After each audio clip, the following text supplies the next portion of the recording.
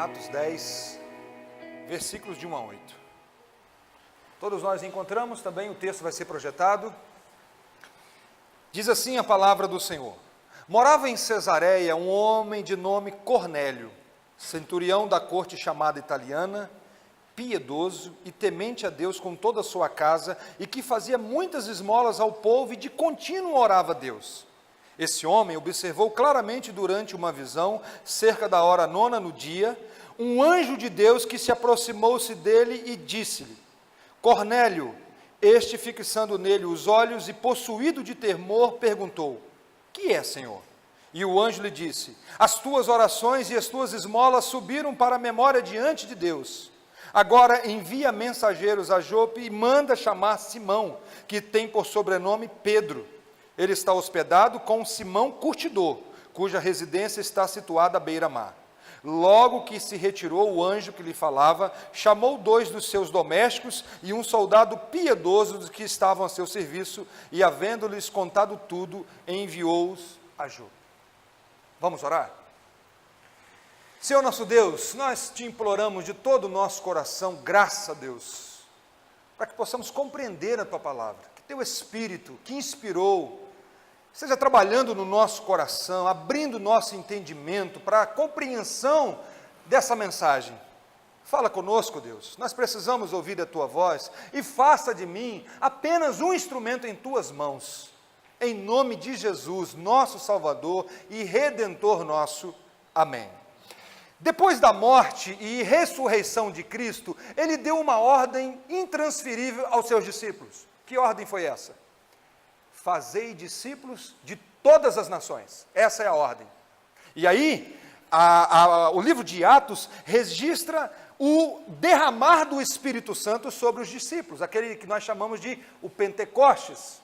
No momento que o Espírito foi derramado sobre os discípulos, eles falaram em línguas, falaram em outros idiomas. E aí veio a capacitação de Deus para que eles pudessem espalhar a mensagem de salvação por todas as nações. O livro de Atos é chamado Atos dos Apóstolos. Mas sabe o que é curioso?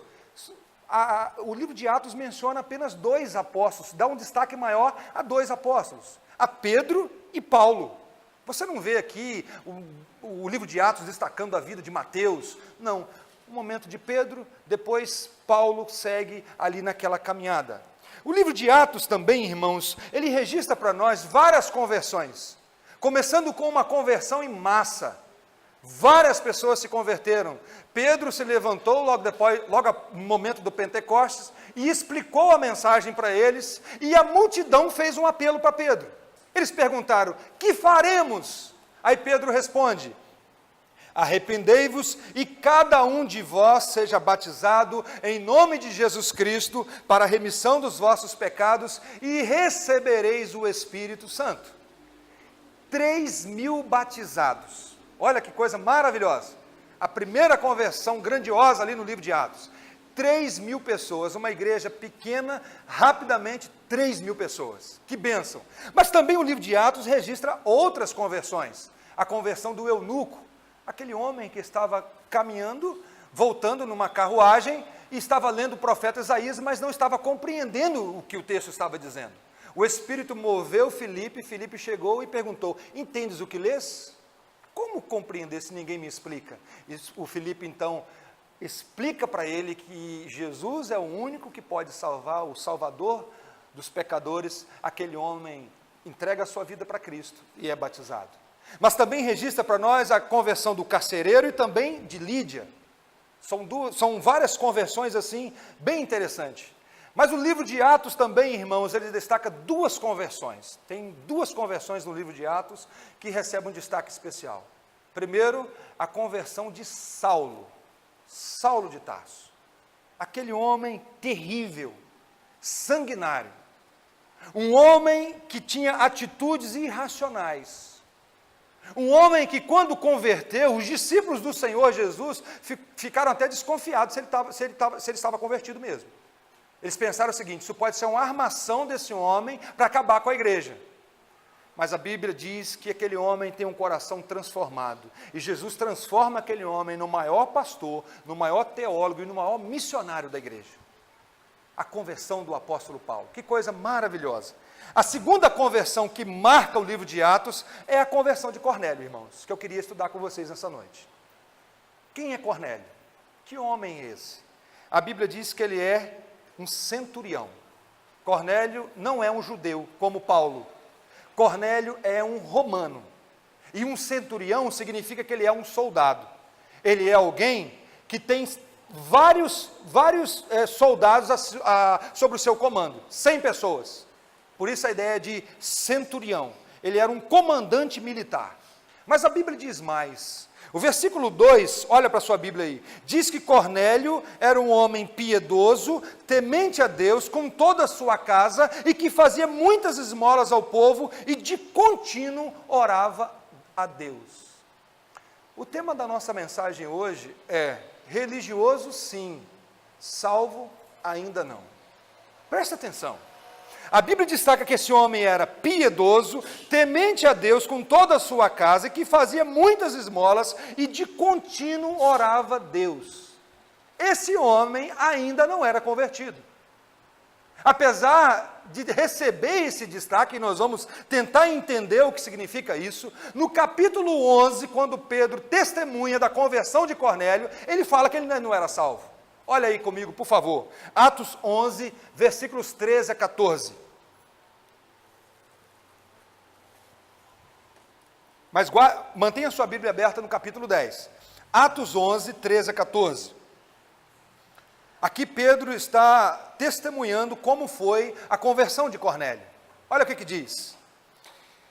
E ele nos contou como vira o anjo em pé em sua casa e que lhe dissera, envia a Jope e manda chamar Simão por sobrenome Pedro, o qual te dirá palavras mediante as quais será o quê? Salvo, tu e toda a tua casa. Então até esse momento ele não era salvo, apesar de ser piedoso, temente a Deus, fazia as orações e ajudava os pobres. Religioso sim, salvo ainda não. O que significa então ser piedoso? Que destaque é esse que esse homem recebe? Um homem que era piedoso.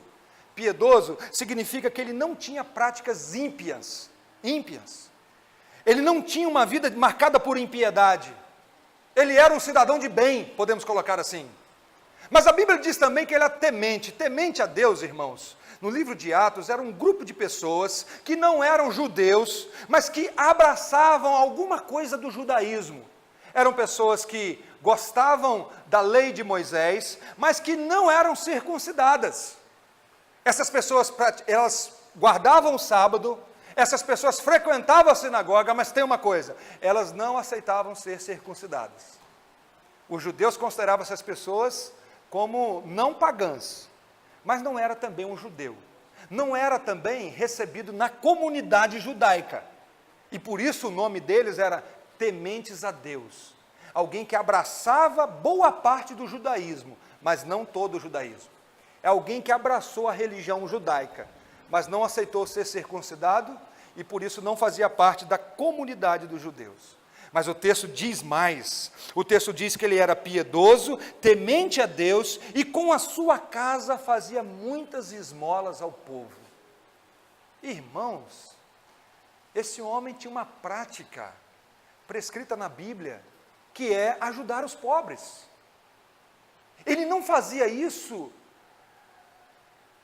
por causa de uma consciência pesada. Ele não chegava assim naquele sinal de trânsito e chegava alguém ali com a perna machucada, onde muitas pessoas aproveitam dessa situação para ganhar dinheiro, nós sabemos disso. Por isso a gente precisa pedir muito discernimento a Deus para lidar com essa situação. Mas ele tinha um costume, era dele, ajudar os pobres. Dava generosamente contribuições materiais para aliviar as necessidades dos pobres. Mas diz mais o texto, e de contínuo orava a Deus. Era um homem de oração. Eu não sei se você sabe, mas os judeus são disciplinados nessa área da oração. Eles têm horários para orar. E esse homem tinha uma vida de oração, e a Bíblia diz, de contínuo orava a Deus. Preste atenção. Temente a Deus, piedoso, abençoador financeiramente e um homem de oração. Podemos pensar assim, melhor do que muitos crentes hoje em dia. Com todas essas características, ainda não era salvo. É isso que me chama a atenção. Um homem com todas essas características ainda não era salvo. Sabe por quê? Porque a salvação não é pelas obras. Sabe por quê? Porque a salvação não é por aquilo que você faz ou você deixa de fazer. A salvação não depende de você. A salvação foi conquistada na cruz, fora de você. Um dia Jesus pregou um sermão difícil para os seus discípulos, e eles viraram para Jesus e disseram assim: sendo desse jeito, mestre, quem pode ser salvo? Sabe qual foi a resposta de Jesus, Antônio? Jesus, olhando nos olhos dos discípulos: para o homem é impossível ser salvo, mas para Deus tudo é possível. A salvação não é pelo nosso esforço, não é por aquilo que eu faço ou deixo de fazer. O que eu faço ou deixo de fazer deve ser para agradar a Deus que me salvou ou não. Esse homem com todas essas características ainda não era salvo. E aí vem o versículo 3, olha aí na sua Bíblia comigo, versículo 3, versículo 4, diz assim: esse homem observou claramente, durante uma visão, cerca da hora 9ª do dia, um anjo de Deus que se aproximou dele e lhe disse: Cornélio. Este, fixando nele os olhos e possuído de temor, perguntou: quem é, Senhor? E o anjo lhe disse: as tuas orações e as tuas esmolas subiram para a memória diante de Deus. Que coisa, irmãos! Eu nunca vi anjo. Alguém aqui já viu anjo? Ninguém nunca viu anjo aqui, não? Um anjo apareceu para esse homem e chamou pelo nome: Cornélio. Quem é, Senhor? O que é? Gente, um anjo aparece e ele ainda não é convertido. Pastor Hernandes diz assim, que Cornélio era um homem conhecido no céu e na terra, mas não conhecia o principal, o Evangelho da paz. Ele não conhecia Jesus, o Salvador, o Messias, o Salvador do mundo. É interessante que algumas pessoas dizem por aí que viram anjos.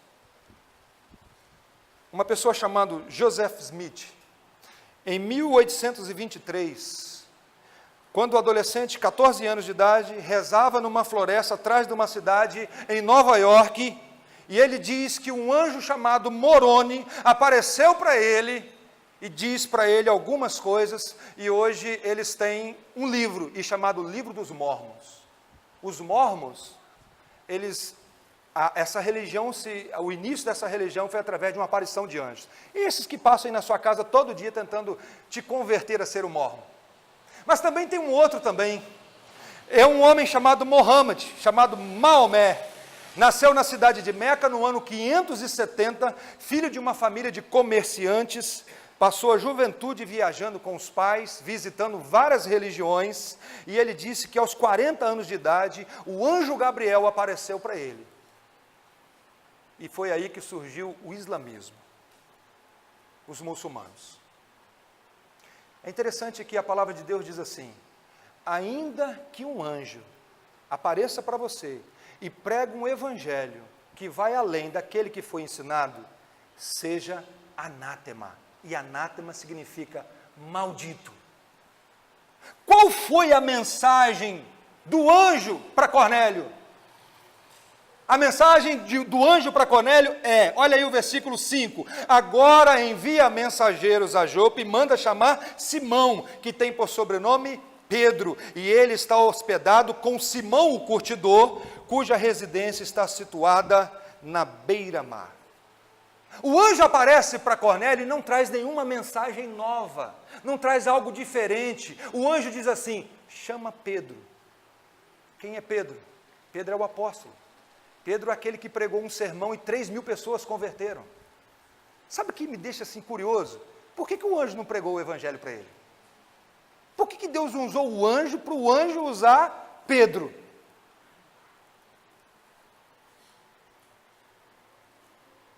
Jope ficava a 56 quilômetros de Cesareia. Pedro estava na casa de um homem chamado Simão o curtidor. Isso aqui não está à toa no texto. Curtidor era alguém que trabalhava com peles de animais. E toda pessoa que tocava num animal morto ficava impuro. Pedro estava na casa de uma pessoa impura. E um judeu geralmente não ficava na casa de alguém impuro, porque ele era cheio de preconceito. E sabe o que me chama a atenção, irmãos? Que antes de Pedro ir pregar o evangelho para Cornélio, Deus também precisava converter o pensamento de Pedro. Não no sentido de que Pedro precisaria nascer de novo, porque ele já era convertido, mas ele precisava mudar o pensamento. Sabe por quê? Deus trabalha na vida de vocês, mas Deus trabalha na vida do pregador também. Vocês não têm noção como que Deus me dá umas... como é que Ele trabalha comigo. Essa semana eu fui pego num momento assim, de um preconceito que eu tinha no coração. Falei, gente, é isso mesmo que eu penso? Como que Deus me deu uma puxada de orelha essa semana? E Pedro precisava ser trabalhado nessa área. Porque os judeus não se misturavam com quem não era judeu. E o anjo mandou ele pregar para um não judeu. E aí o que Deus fez? Uma experiência gloriosa com Pedro. Olha aí, vê capítulo 10, versículo 9 a 16. Olha o que diz o texto. Agora, a experiência de Pedro. No dia seguinte, indo eles de caminho, e estando já perto da cidade, subiu Pedro ao eirado por volta da hora sexta, a fim de orar. Pedro estava lá em oração. E o que acontece? Estando com fome, quis comer. Mas enquanto lhe preparavam a comida, sobreveio o quê? Um êxtase. Então viu o céu aberto e descendo um objeto como se fosse um grande lençol, o qual era baixado à terra pelas 4 pontas, contendo toda sorte de quadrúpedes, répteis da terra e aves do céu. E ouviu-se uma voz que se dirigia a ele: levanta-te, Pedro, mata e come. Qual foi a resposta de Pedro? De modo nenhum, Senhor, porque jamais comi coisa alguma imunda. Segunda vez a voz lhe falou: ao que Deus purificou, não consideres comum. Sucedeu isso por 3 vezes, e logo aquele objeto foi recolhido ao céu. Na antiga dispensação, existia alguns alimentos impuros, mas tudo aquilo que é chamado de lei cerimonial, onde você não podia comer o sangue do animal, apontava para o sangue de Cristo que foi derramado na cruz do Calvário. A partir do momento que Cristo entregou a sua vida na cruz, não tem mais alimento impuro, porque tudo aquilo era sombra, e Pedro precisava entender isso. Pedro precisava entender que o sangue de Cristo é tudo o que nós precisamos. E aí, o que Jesus está ensinando para Pedro é: não existe mais alimento impuro. O judeu, ele considerava quem não era judeu um impuro. E Pedro precisava ter o seu coração trabalhado, porque o evangelho, irmãos, não é só para judeu, o evangelho é para homem, é para mulher, para negro, branco, asiático, é para índio, é para todos. E o que Jesus precisava ensinar para Pedro é que através dessa visão, Deus está dizendo que não há mais barreiras. Deus está criando um povo de todas as nações, de todas as línguas. Deus tem um povo, e esse povo é de todas as nações. No Antigo Testamento nós sabemos que os judeus eram chamados o povo de Deus. Agora, o povo de Deus é de todos os povos, de todas as línguas, de todas as raças. Por isso que Jesus disse: ide por todo mundo e fazei discípulos de todas as nações. E Deus precisava mudar o pensamento de Pedro. É por isso que agora sim, Pedro aceita ir na casa de Cornélio. Porque Jesus disse para ele: olha, o que Deus purifica, não torne um homem impuro.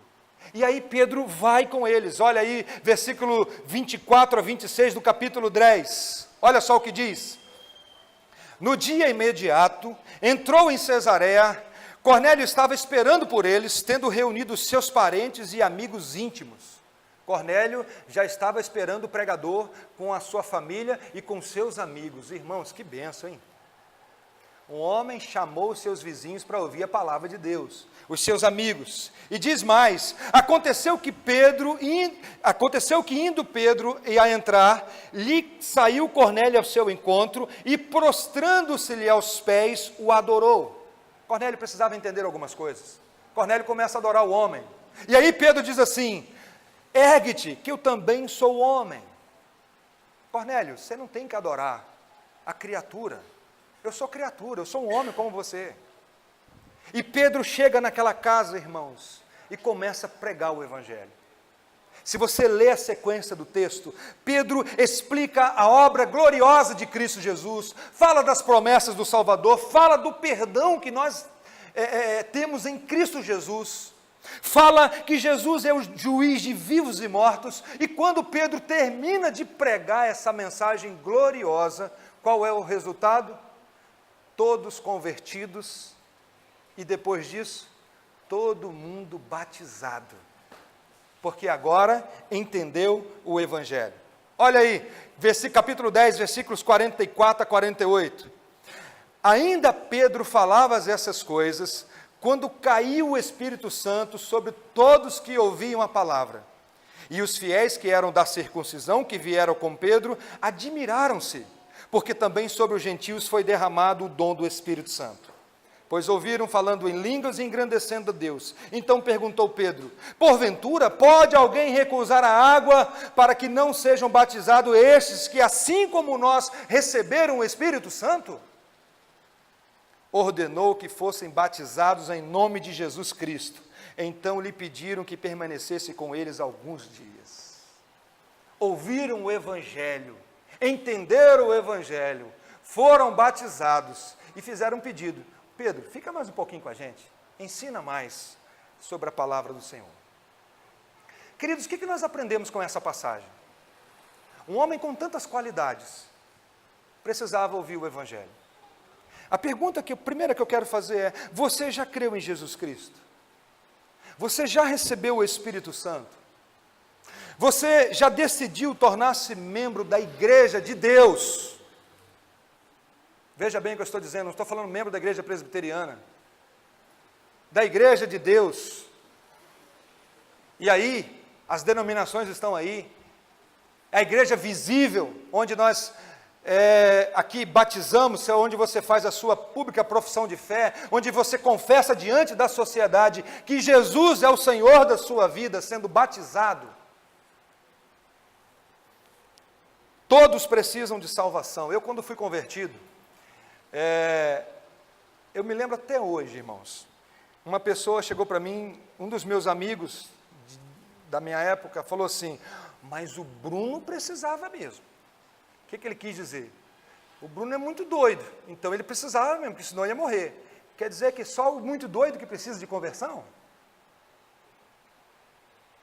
O apóstolo Paulo era alguém que matava os crentes. O Cornélio era um cidadão de bem. E você sabe que existem pessoas que nós podemos falar assim, esse cara é um cidadão de bem. E ele precisava da mesma salvação que o apóstolo Paulo precisou. Alguém pode falar assim, mas eu não bebo, não fumo, não mato, e olha só, a única coisa que eu faço é gostar de um futebol. Esse é o meu defeito. Tem gente que fala assim, esse é o meu defeito. Preste atenção, a Bíblia diz que todos pecaram e carecem da glória de Deus. Todos precisam de salvação. Não há um justo sequer, diz a palavra de Deus. Não há quem entenda, não há quem faça o bem. Todos precisam da salvação. E preste atenção, irmãos, que esse texto, ele dá a entender que Cornélio era sim uma pessoa sincera.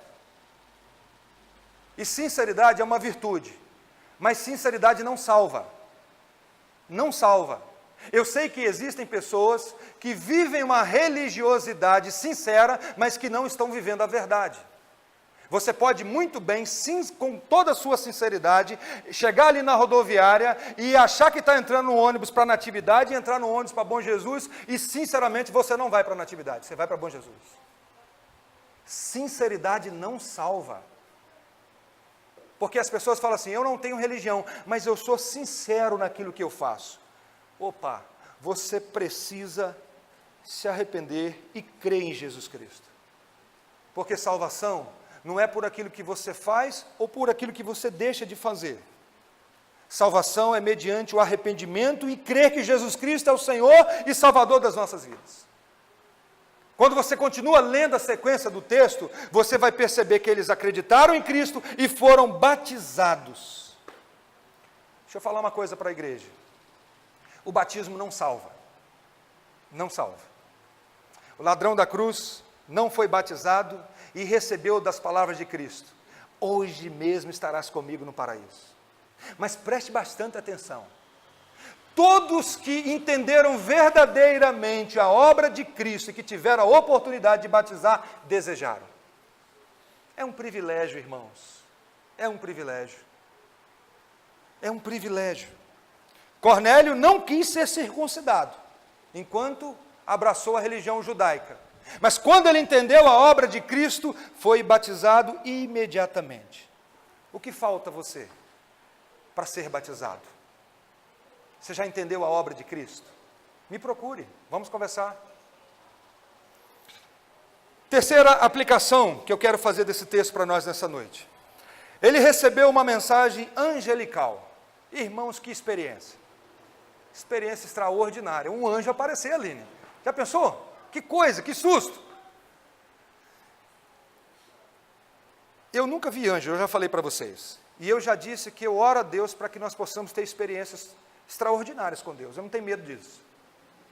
Eu acho que a experiência pode sim nos edificar. Mas é interessante que mesmo a pessoa que viu um anjo ainda não foi convertida. Nós temos que tomar um cuidado com as experiências. Essa semana eu conversei com uma pessoa que ele disse que foi curado por Deus de câncer. Mas ele não serve a Deus. Não quer nada com Deus. Jesus curou 10 leprosos. Só um seguiu a Cristo. Não quer dizer que você teve uma experiência profunda com Deus, isso significa que você está salvo. Não significa. Por isso que Jesus virou um dia para Tomé, que duvidava se era Jesus ou não, se ele tinha ressuscitado ou não, e Jesus disse assim: bem-aventurado aqueles que não viram e creram. Bem-aventurado aqueles que não viram e creram. A terceira aplicação que eu quero fazer nessa noite, irmãos, ou quarta, é que a fé vem pelo ouvir, e o ouvir é a pregação da palavra de Cristo, e assim diz a palavra. A fé vem pelo ouvir, e ouvir a pregação da palavra de Cristo. Eu pergunto a você, por que Deus não ordenou que o anjo pregasse para Cornélio? O anjo já falou com Cornélio, por que tem que chamar Pedro? Por que o anjo não disse, Cornélio, é o seguinte: Jesus é o único que salva, Jesus é o único que perdoa, Jesus é aquele que veio para nos reconciliar com Deus, creia nele de todo o seu coração. Por que o anjo falou assim, Cornélio, manda chamar Pedro? Na ordem da salvação, naquele conselho entre a Trindade, lá antes da fundação do mundo, Deus determinou que a salvação deve ser anunciada pela igreja. Nós temos o privilégio de espalhar a mensagem das boas novas. O privilégio é nosso. Nós temos esse privilégio e a responsabilidade. E sabe, irmãos, nós não podemos, como igreja, contratar uma empresa para fazer essa obra. Porque existe, você sabe muito bem, existem igrejas ricas. Aí poderia pensar o seguinte, então já que nós temos dinheiro, vamos fazer o seguinte, vamos contratar uma empresa e essa empresa vai evangelizar o nosso lugar. Não é assim que funciona. Deus quer usar a sua igreja, a minha vida e a sua vida. Ele quer usar a minha vida e a sua vida. Em Apocalipse, Jesus disse assim: eu sei que você tem pouca força, mas eu abri uma porta que ninguém pode fechar. E nós estudamos aqui numa quinta-feira que isso significa a porta da pregação do Evangelho. Jesus tem consciência que a igreja é fraca, mas ele diz o seguinte: eu abro porta que ninguém pode fechar. A responsabilidade é nossa. E irmãos, a Bíblia diz que nós somos cooperadores de Deus. É a igreja que tem que pregar o Evangelho. É a igreja que tem que anunciar as boas novas. E entendam bem, não é somente os pastores ou missionários. Jesus diz que todos nós devemos falar do amor de Deus. Mas eu não sei falar, Bruno, eu não sei pregar. Jesus não está falando de pregar em púlpito. Jesus está falando de testemunhar do Evangelho. E ele disse que nós receberíamos poder ao descer sobre nós o Espírito Santo, e nós seríamos testemunhas. Se você tem o Espírito Santo, você já está capacitado a falar do amor de Deus. Deus não quis usar o anjo, quis usar Pedro, para a salvação da vida de Cornélio. Mas eu quero terminar com a palavra aos pais, e aos futuros pais também que estão aqui nessa noite. Seus filhos precisam ouvir o Evangelho. Os filhos precisam ouvir o Evangelho. Muitas vezes, irmãos, eu vejo pais, ao invés de anunciar a Cristo, ao invés de pregar o Evangelho, tentam ensinar os seus filhos a ser legalista. Se você fizer isso, você vai para o inferno. Isso não é evangelização. Se você fizer isso aqui, meu filho, você vai para o inferno. Isso não é evangelização. E muitas vezes apresentam um Deus para a criança, um Deus castigador. O Deus vai te castigar. Irmãos, como os pais precisam falar do amor de Deus, do Evangelho, de Jesus Cristo para os seus filhos. Os pais precisam ter coragem de dizer assim: meu filho, não faz isso porque eu não gosto. Eu que não gosto que você faça isso. Aí muitas vezes você fala assim: papai do céu não gosta. E é algo que a Bíblia não diz nem sim nem não. É um gosto pessoal. E aí começa a criar na criança o quê? Um Deus carrasco, que não gosta de nada. Davi Charles Gomes, hoje é o pastor, e ele é chanceler da Universidade Mackenzie. Ele disse que ele se converteu aos 3 anos de idade. 3 anos de idade. Pai pastor, a mãe missionária, e um dia ele, com os 3 anos de idade, ele ia brigar com um colega. Só que antes de brigar, ele parou a briga ali, foi em casa e perguntou assim: mãe, quem briga vai para o céu? O que você responderia para o seu filho? Para o seu filho não brigar. Geralmente os pais falam assim: não vai não. A mãe muito sábia, sabendo que tem que anunciar o Evangelho para o seu filho, ela falou assim: meu filho, ir para o céu não é uma questão de brigar ou não. Ir para o céu é ter Jesus no coração. O menino saiu, voltou e brigou. Mas ele disse que algo mudou no seu coração depois. Porque às vezes nós falamos assim: se o menino brigar, não vai para o céu. E aí nós estamos falando o seguinte: aquele filho que nunca briga vai para o céu direto. E cadê Jesus? Que é o caminho, a verdade e a vida, e ninguém vai ao Pai senão por Ele. O livro do Michael Horton é Cristianismo Sem Cristo. É um título assim interessantíssimo. Cristianismo Sem Cristo. Ele abre o livro falando de um pastor na Filadélfia, que um dia, fazendo um programa de rádio, ele disse o seguinte: como seria o mundo se o diabo dominasse todas as coisas?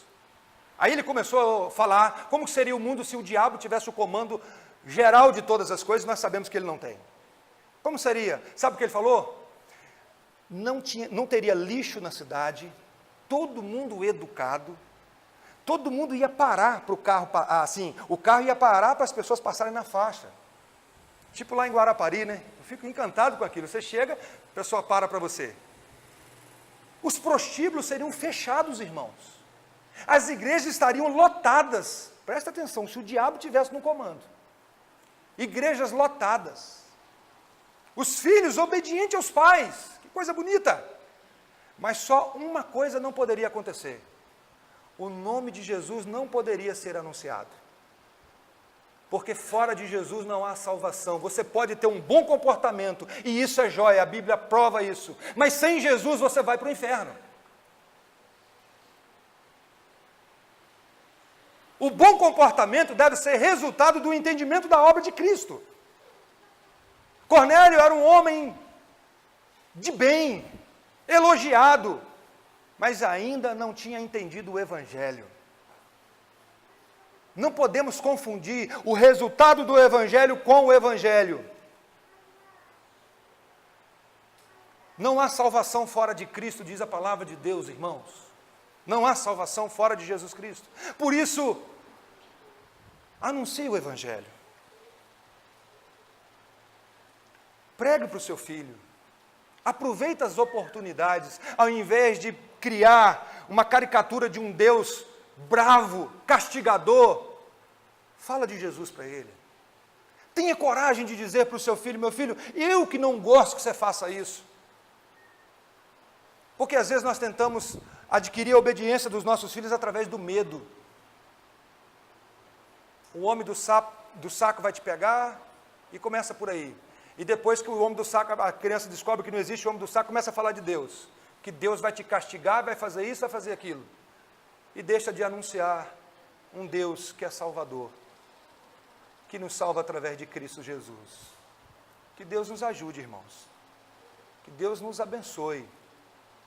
Que como igreja, quinta igreja, nós possamos espalhar essa mensagem gloriosa das boas novas de Cristo Jesus.